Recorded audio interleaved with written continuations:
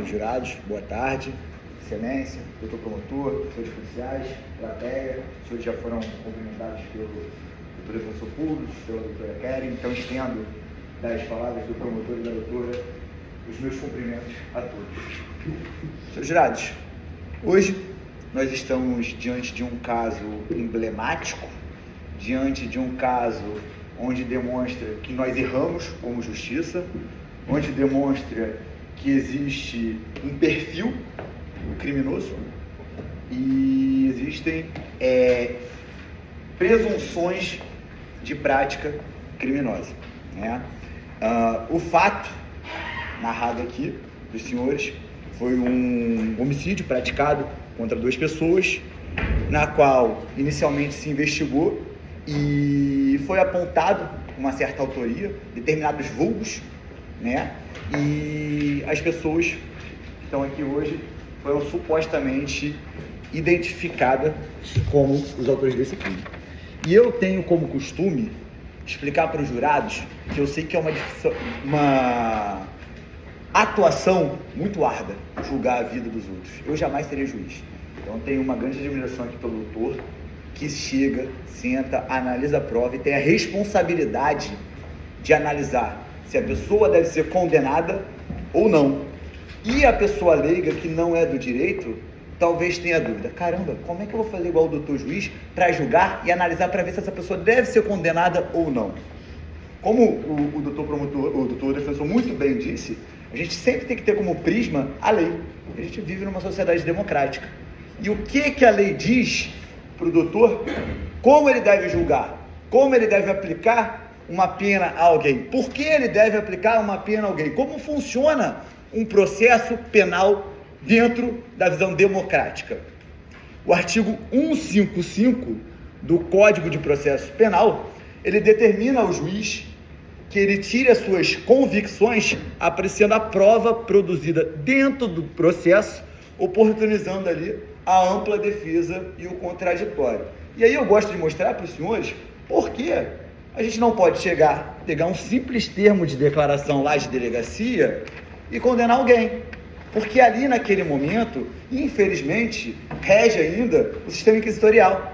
Lá a pessoa não tem a oportunidade da ampla defesa e do contraditório. Lá o delegado ele faz as diligências que ele acha necessário, ele traça uma suposta autoria e segue uma linha investigativa. E não necessariamente essa linha investigativa é a correta. E por isso que esse processo feito pelo delegado, que a gente chama de inquérito, ele é encaminhado para o Ministério Público, o órgão acusador, ele vai analisar aquilo, vai ratificar ou retificar. Se ele achar que necessita diligências, ele devolve para a delegacia e fala: olha, nesse caso aqui, eu entendo que poderiam ser feitas perícias para a gente ter uma noção melhor dos fatos. Então, o promotor de justiça, o membro do Ministério Público, ele também tem uma responsabilidade na hora de acusar alguém. E muitas das vezes, quando a investigação ela não é bem feita, esse procedimento ele retorna à delegacia e cumpre-se as diligências necessárias até a gente conseguir elementos mínimos de prova. O que seria isso? São informações que podem trazer a autoria de alguém e condená-la pelo crime. E tudo isso faz parte de um processo penal democrático, que foi uma luta da sociedade para conseguir que ela tenha o direito resguardado de se defender. Porque antigamente, como é que funcionava? O rei, poder absoluto, ele julgava, ele acusava, ele julgava e ele condenava. E a burguesia à época, com medo desse poder do rei, decidiram modificar esse sistema, e por isso foi fracionado. Cada pessoa tem a sua responsabilidade e cada pessoa vai ter o seu trabalho revisionado para ver se ao final a pessoa deve ser condenada ou não. Então todo o procedimento ele é legal. E chegar aqui e falar: a defesa defende o interesse do acusado.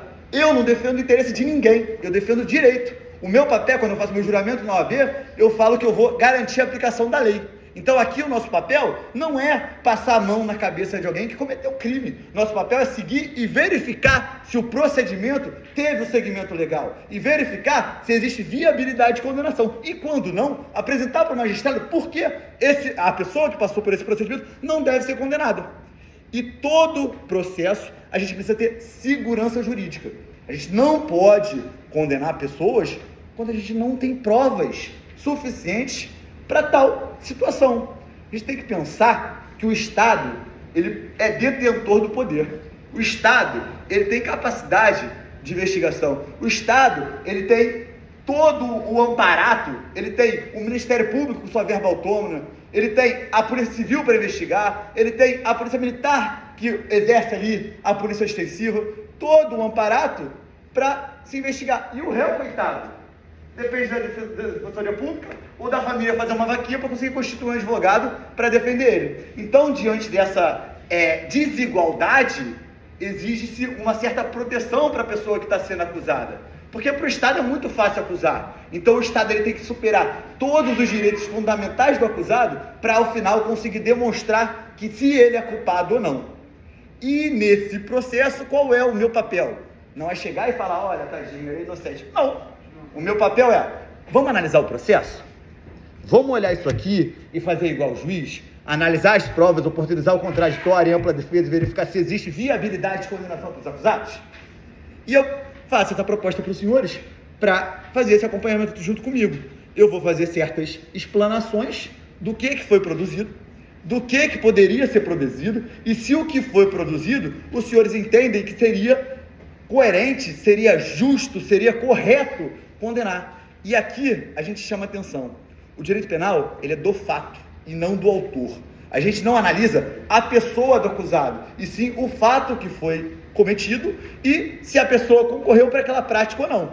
Porque, por exemplo, uma pessoa que pratica um crime de roubo, ela tem lá na ficha dele, ele praticou um roubo, e aí acontece um homicídio, e aí a gente pega assim e fala, não, se ele roubou, ele praticou um homicídio. Qual é a relação do fato dele ter praticado um roubo e um homicídio? A gente não pode subjulgar que por ele ter roubado, ele vai praticar um homicídio, que aí a gente estaria indo para um direito do autor e não para o direito do fato. Então a gente faz breves esclarecimentos, porque aqui foi utilizada a condição dos réus terem passagem para colocar ele dentro dessa situação. E nós vamos explicar o que deduz dessa situação, porque o nome deles apareceram nessa denúncia. Então vamos lá. A investigação, ela iniciou ouvindo as testemunhas, certo? A Priscila, que hoje veio aqui, e ela deu um depoimento interessante, que eu fiz certas anotações que eu vou demonstrar aqui para os senhores, que faz o seguinte.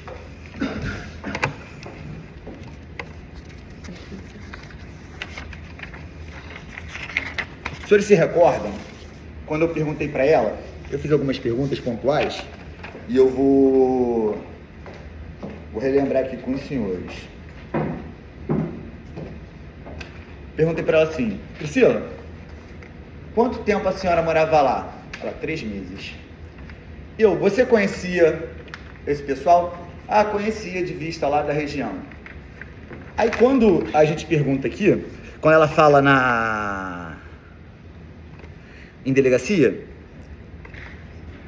ela chega e diz assim, ela fala o vulgo um ponto importante aqui, tá? Que eu não explanei para os senhores. Eu e a doutora Karen estamos defendendo ali o Luiz Henrique. O doutor defensor público está defendendo os outros 2 réus. E aí o meu foco vai ser mais voltado para o Luiz Henrique, para os senhores entenderem aqui a condição dele, tá? Ela chegou e mencionou falando que conhecia o Luiz Henrique da região, certo? E aqui no depoimento dela, vou mostrar aqui para os senhores, foi de 14. Aqui, que o padrasto Washington ainda estava vivo, conversava com seus primos, Ian e Rafael. Seus primos informaram para a declarante que o Washington conseguiu falar. Tanto que foi o DG quanto o homem de vulgo Capoeira ou Faraó, que atiraram nele, que não sabe dizer o nome do Capoeira ou Faraó, porém conhecido da localidade. E aí, uma coisa que me chamou a atenção. Veja bem, você conhece um apelido. Você chega na delegacia, olha, policial, foi o capoeiro, o faraó, o filhão ou alguém. Beleza, dá vários vulgos. E aí, existe o procedimento de reconhecimento fotográfico. O nosso processo penal, ele estabelece a forma correta, como deve ser realizado esse reconhecimento. A pessoa, inicialmente, ela precisa chegar, olha, policial, a pessoa, como ele é? A pessoa, ela é branca, forte, tem uma tatuagem, tem um monte de tatuagem no braço, ele é moreno, cabelo curto. Ela deveria descrever as características dele, para depois a polícia chegar, ó, vamos ver como é que é o nosso rol aqui. Vai pegar lá pessoas parecidas e vai apresentar. É algum desses? Ela vai dizer se é ou se não é.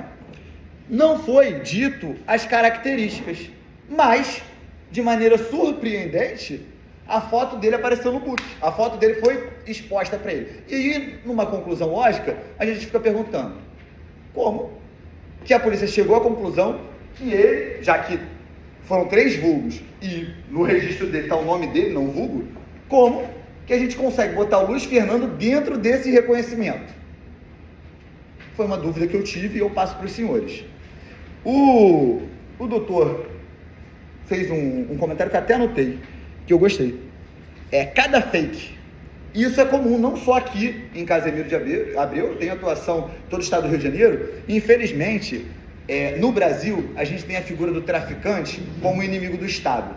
Então, pessoas que têm passagem, às vezes ela já vira figurinha marcada. Eu já fiz defesa de réus que, por exemplo, ele cometeu um crime, e aí, por conta de um crime de roubo, por exemplo, os roubos toda a região caem na conta dessa pessoa. Então, por que chegar na autoria deles? Os 3 tinham passagem por tráfico. O comentário era que existia tráfico na região. A polícia, não, pode ser uma dedução, tá? Isso é uma ideia que eu estou debatendo com vocês. A polícia, não sabendo quem é, verifica quem é as pessoas, as figurinhas marcadas, e podem apontar essa pessoa. Por isso que a gente não pode aceitar esse termo de declaração como prova absoluta. A gente precisa confrontar isso aqui em juízo. A pessoa precisa vir aqui e confirmar tudo que ela disse, porque aí a gente oportuniza o debate e a gente verifica a viabilidade dessa acusação.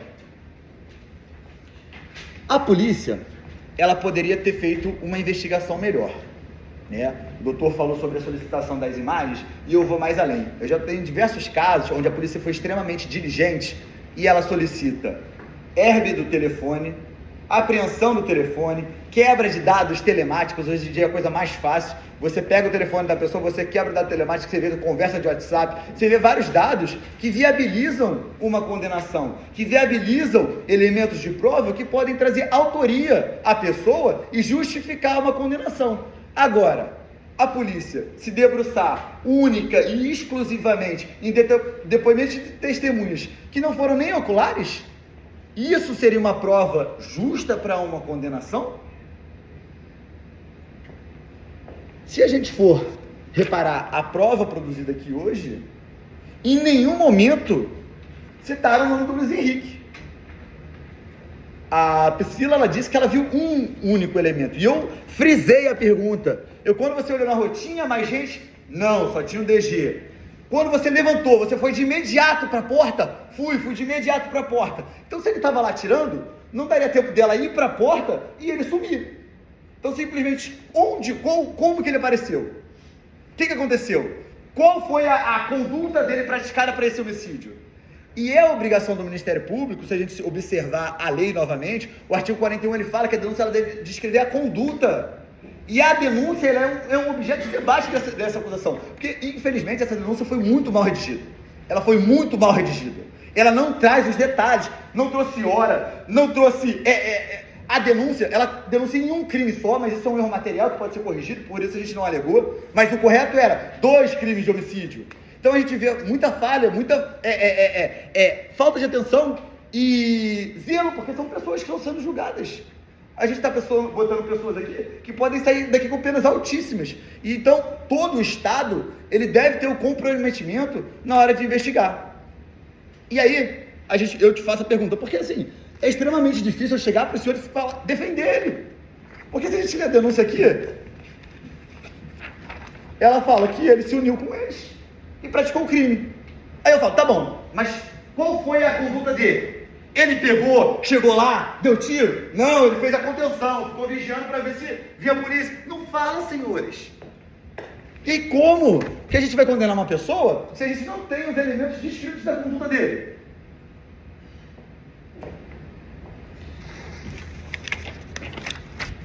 Beleza. Os senhores lembram que veio 2 testemunhas aqui? Porque aí a gente volta à questão da denúncia. A denúncia ela não traz hora, não traz nada. Quando eu li essa denúncia, eu tive uma extrema dificuldade de entender do que ele estava sendo acusado. Então eu tive que ir lá, olhar o termo de declaração, ler o que as pessoas estavam falando, e aí entender o contexto para a gente montar uma defesa para ele. Aí lá no termo de declaração existia um suposto horário. Beleza. E eu falei, ele veio, me contou a história, eu fiquei extremamente compadecido da situação. Falei, cara, vou te ajudar. Eu faço parte de um grupo de estudos, de uma pós-graduação, a gente atua no Brasil inteiro. Então a gente pega determinados casos, oferece uma bolsa social e tenta oportunizar uma defesa para pessoas que não têm condições financeiras de arcar o custo de um advogado. Então me desloquei lá de Niterói, a doutora Karen me convidou para fazer esse júri, a gente estudou o processo, revisei esse processo 300 vezes e a gente analisou que não tinha viabilidade de condenação para esse menino. Então a gente se propôs a vir aqui e estudar. E aí eu cheguei, cara, foi você? Não, não fui eu, doutor, eu não fiz isso, não cometi nada. Eu falei, tá bom, nesse dia, o que você estava fazendo? Ele, doutor, eu estava trabalhando, saí de casa, fui buscar minha namorada, a gente foi para minha casa e eu fiquei lá e virei à noite. Eu falei, ela pode confirmar isso? Pode. Alguém mais pode confirmar isso? Meu pai. Então ele ainda teve a capacidade de trazer pessoas aqui para confirmar essa versão. Aí eu pergunto para vocês, mas é namorada, mas é pai, mas é filha. A filha, querendo ou não, óbvio que a defesa ela não contesta que houve um homicídio, e eu entendo a dor da filha. A grande indagação nossa é que não existem elementos de autoria que imputem a ele o crime. E aí a questão, nós temos 2 versões e a gente precisa entender se existe viabilidade para condenar ou se não existe viabilidade para condenar. Do mesmo jeito que tem uma pessoa aqui que fala que a vítima falou, porque ela não viu, ela fala que a vítima falou, aqui a gente tem 2 pessoas que falam, não, ele estava em casa. Não, ele estava em casa, ele estava comigo. E aí, eu me ponho no lugar dele. Imagina que eu estou em casa, alguém vai lá, eu sou intimado, você está sendo processado por ter cometido um crime. Aí eu cometido um crime? O que aconteceu? No dia tal você fez isso. Falei, cara, primeiro que você vai fazer, eu tenho que provar que eu não cometi o crime. O que eu vou fazer? No dia tal, onde eu estava? Em casa com minha mãe, porque normalmente a gente vai estar com a família. Eu estou em casa com minha mãe, então tá bom, vou levar minha mãe para ir lá prestar depoimento. Aí a mãe vem em juízo, presta depoimento. Mas é mãe, não vale. Entendeu? Então, a gente não pode exigir uma prova diabólica do réu. Esse é o primeiro ponto. E o Estado, em contrapartida, o réu ele não tem a obrigação de provar que ele não praticou o crime, mas ele ainda provou, trouxe testemunho. O Estado ele tem a obrigação de trazer elementos suficientes para demonstrar a autoria e a materialidade do crime. E isso aqui não existiu. A gente não tem elementos que demonstrem que o Luiz Henrique praticou esse crime. Eu fiz questão de trazer uma foto de um GPS, folhas 1727, que é a distância da casa dele, Sebastião Pena Lima, até os fatos, Avenida Indaiaçu. A distância a pé seria 36 minutos, então é uma coisa assim pertinho, não é ali na esquina. A gente consegue ver que é uma coisa distante. Foi dito pelos familiares que 9 horas da noite ele estava em casa. O crime aconteceu por volta de 10, 11, segundo o depoimento dela em delegacia. Então, se a gente tem um depoimento, a gente tem uma prova que mostra que seria impossível ele ter praticado esse crime. E aí a gente começa a confrontar, oportunizar o contraditório e fazer valer o direito e oportunizar uma defesa para que ele não venha ser estigmatizado e condenado nessa situação.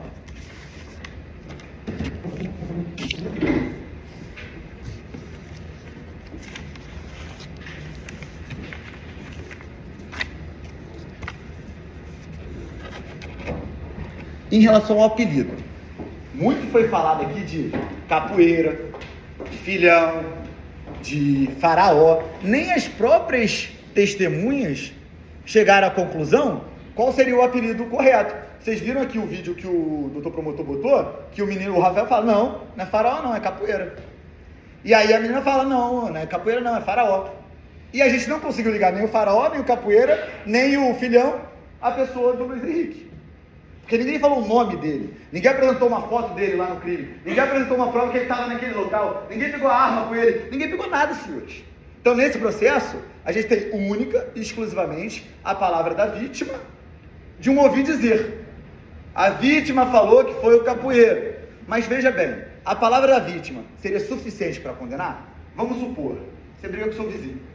Chega lá, o vizinho chato, bota som alto lá, e aí você discute com ele. Aí o vizinho, você discutiu comigo? Então tá bom, pera aí. Vai lá na delegacia, chega pro delegado, doutor, meu vizinho puxou a faca pra mim, tentou me esfaquear, eu consegui arrancar a faca da mão dele. Tentativa de homicídio. Vocês vão responder uma tentativa de homicídio pela palavra da vítima. Vocês não vão querer que tenha uma prova? Vocês não vão querer que tenha ali a apreensão da faca para ver se isso existiu? Vocês não vão querer que tenha uma filmagem para ver se existiu? Vocês não vão querer que tenha ali, uma antena, uma herb, ou um GPS demonstrando que ele estava lá naquele horário onde foi alegado que ele demitiu? Ou testemunhas isentas, não contraditórias? Então a gente precisa de uma segurança jurídica, a gente precisa de um arcabouço probatório. E quando o processo ele não traz isso, não existe peso na consciência nenhum em reconhecer a absolvição. Porque isso é um direito de todo cidadão. A gente não pode condenar pessoas a todo custo. A gente não pode condenar pessoas porque tem passagem de tráfico. Esses meninos aí, infelizmente, eles não tiveram a oportunidade que muitas pessoas tiveram. Infelizmente, o Brasil, a gente vive numa sociedade desigual. A gente vive sociedade onde pessoas têm oportunidade e outras não. Existem pessoas que são exceção? Existem, mas outras não. A grande maioria das pessoas que não têm oportunidade vislumbram o tráfico, porque ele vive numa sociedade onde ele não consegue nada, ele não tem oportunidade, e o que, às vezes, eles acabam sendo angariados pelo tráfico por conta dessa situação. E aqui a ideia não é trazer uma discussão sobre a sociedade e demonstrar para os senhores que o fato de uma pessoa ter praticado um crime de tráfico não bota ele como homicida. E uma questão que foi apontada aqui era que Uma questão que foi apontada aqui é a condenação dele por tráfico.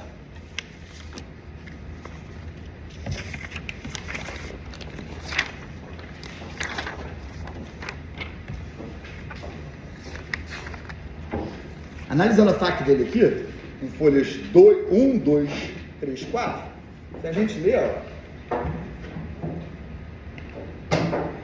artigo 35 e 33, que é associação e tráfico de drogas, resultado, absolvido. Então nem o tráfico é condenado.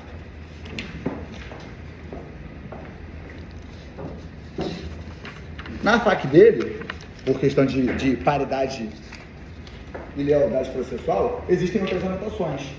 Ele responde a um processo de tráfico, está numa fase de instrução. Isso aqui não tira os bons antecedentes dele, não tira a primariedade dele, porque, como eu já disse, o fato de você responder um processo é um direito fundamental de todo cidadão. A gente não pode subjugar uma pessoa que responde o processo. A pessoa ela só pode ser rotulada como condenada a partir do momento que o Estado é capaz de produzir toda a prova e demonstrar que ele é culpado da situação. Então, até o momento, ele é considerado primário, e essa aqui é a anotação desse processo. Então, a gente nem condenação de tráfico ele tem, mas para a delegacia, que, como eu acabei de saber aqui agora, gosta de ostentar condenação, talvez ele pode ser o alvo perfeito para mais um post, para mais uma atuação dessa.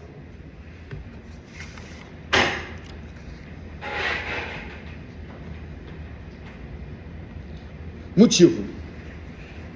Foi dito que o motivo do crime foi por disputa territorial. Isso aqui foi muito bem explicado pelo doutor defensor público, né? A acusação ela não foi capaz de demonstrar que ele era associado ao tráfico do Comando Vermelho daquela região. A gente não tem nenhuma prova nesse sentido. O fulano disse que a Boca, que ele é da Boca. A menina disse que ele é da Boca. Ela falou que morava lá 3 meses, né? Que ela falou que ela conhecia de vista. A guarda municipal, que morava lá 2 anos, falou que nunca viu. E aí? Então, existe certas coerências. Ela tem interesse no processo. A guarda municipal é uma testemunha isenta. Quem vai ter mais credibilidade?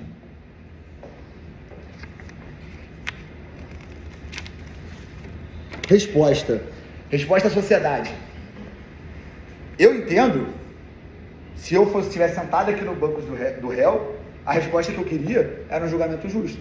A resposta que eu queria era ser condenado se o Estado fosse suficiente de demonstrar que eu pratiquei o crime. Agora, a gente condenar a pessoa porque o tráfico é perigoso, o que ele tem a ver com o tráfico? O que ele tem a ver com o tráfico ser perigoso? E aí, ainda que ele fosse traficante, ele não é o líder do tráfico.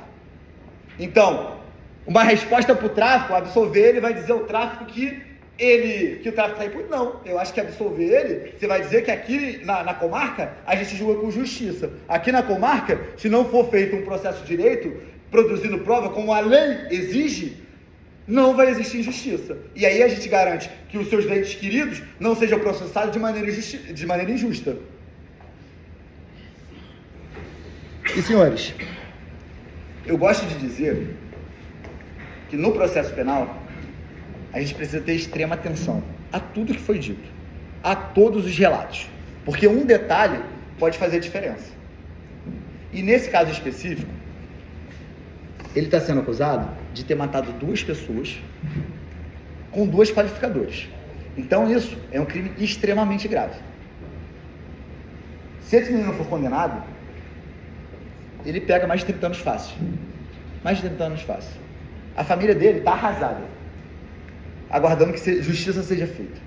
O pai dele veio aqui, a namorada dele veio aqui, todos com esperança de que isso acabe hoje, de que ele consiga voltar para sua família e viver a sua vida. Ele disse aqui que ele estava trabalhando como montador, recuperando sua vida, tentando sobreviver, e foi apontado de surpresa. Ele nem sabia da existência desse fato. Ele foi pego ali pela polícia dentro de casa com cumprimento de mandado e foi preso e está aguardando esse julgamento até hoje. Então ele já enfrenta esse processo há um tempo, e hoje é o determinado dia onde os senhores vão verificar se dentro do que foi produzido desse processo a gente possui condições de colocá-lo na cadeia. Um processo onde o nome dele não é mencionado, o processo onde a pessoa que identifica o atirador não é ele, o processo onde na rua não falaram que ele estava lá, o processo onde não aponta a conduta dele, o processo onde não fala o que ele fez.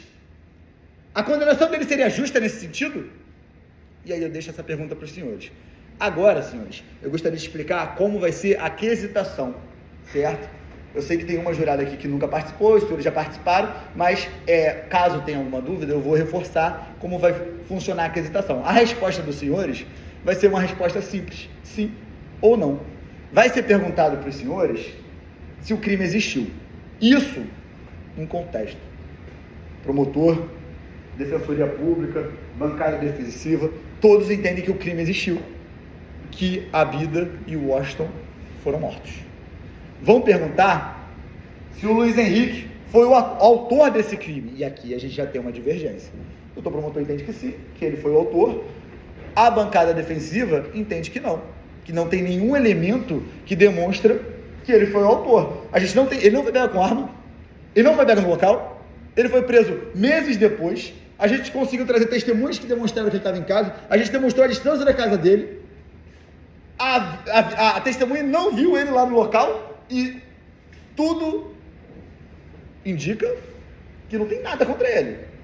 E aí, nesse quesito de autoria, quando perguntado se ele foi o autor do crime, a defesa pede que os senhores, respeitando a justiça, aplicando a lei, digam que não, ele não foi o autor do crime. Respondendo dessa maneira, a votação dele é encerrada e ele é absolvido. Ainda assim, a defesa sustenta para os senhores o 3867. O que seria o 3867? O nosso ordenamento jurídico, pensando na possibilidade de um processo, de uma pessoa ser denunciada, e ainda assim o Estado não vencendo esse processo, ela determina o juiz reconhecer que não produziram provas suficientes. O 3867 é o quê? Não existem elementos que possam dizer que ele praticou o crime. Então, seguindo a lei, a gente entende que ele deve ser absolvido por conta disso. Então, novamente, se os senhores reconhecerem, quando é uma aquisitação genérica, eu sustento isso, mas os senhores podem entender qualquer motivo, isso aqui é o íntimo comum de vocês não vão justificar por que vocês estão absolvendo.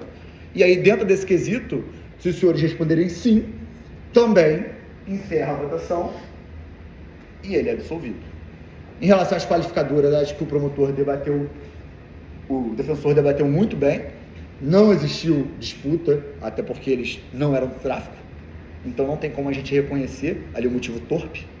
A superioridade numérica ali em relação aos fatos não foi demonstrada, porque ela falou que só tinha uma pessoa, então a gente entende também que as qualificadoras devem ser refutadas. Então, dessa maneira, eu agradeço a extrema atenção que os senhores tiveram com essa bancada defensiva, agradeço os senhores de disponibilizar o horário dos senhores, de ter saído de sua casa, de ter deixado seus familiares, seus entes queridos, para vir aqui fazer justiça, e peço para os senhores julgarem com consciência, para que cheguem em casa, possam deitar no seu travesseiro e pensar, hoje eu fiz justiça. Muito obrigado pela atenção dos senhores.